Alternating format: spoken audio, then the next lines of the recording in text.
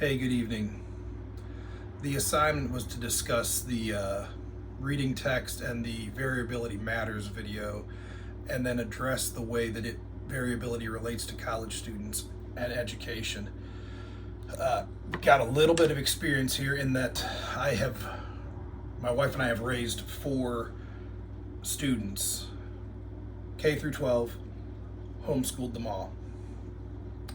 And the 2 daughters that are college age now are top of their class, full scholarship students, and consistently score high marks in everything they do, and have found it to be extremely easy to move through the paces. My sons are several years younger. They're both, one of them's in the high school age and the other's in middle school. And we have seen, even in those 4 children that we raised and parented from day one, variation. So the video talks about shoe size and the ability to solve Rubik's Cube, but as it pertains to education, variability means that people are going to have strengths and weaknesses. And if we play to the strengths and minimize the weaknesses in the way we craft curriculum, those students have a much higher rate of success. So what's the best way to improve the education system? Should we teach to the middle and thereby, by default, sacrifice the lowest and the highest? Or should we customize education so that we find the students' strengths and give them all the fuel they need to excel there, and find their weaknesses and find ways to soften those so that they can overcome them or sidestep them altogether?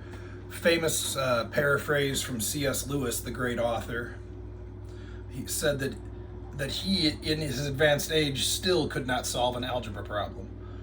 But this is C.S. Lewis, the great philosopher and author of both children's books and adult philosophy.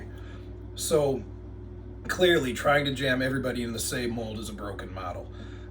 It is interesting that the video talks about diversity as our greatest strength, while then also admitting that America has the most diverse population in the history. And even a cursory glance of our education says it's not working. So the question posed to us directly talks about college students. But the enrollment rates in colleges across America favor a specific socioeconomic class. And so we have to be honest about that. There are factors that go into the success of a child that have nothing to do with teaching the classroom. Maslow's hierarchy comes to mind. Without the basic needs met, we're talking about a nuclear family or extended family rallying around to provide an environment where the child will succeed, no amount of rubrics and teaching schemes are going to overcome that. That's just a fact. So, averages, diversity, and range, and disparity. The average is it's a way to determine the middle, like out of a whole group, where's the middle that we could or should teach to. I say no, we should not do that. We should allow students to thrive and excel where they're at and soften the blows. The range is just your top student and your worst performing student, okay? But if we're talking about college application, it's only this group that gets in anyway,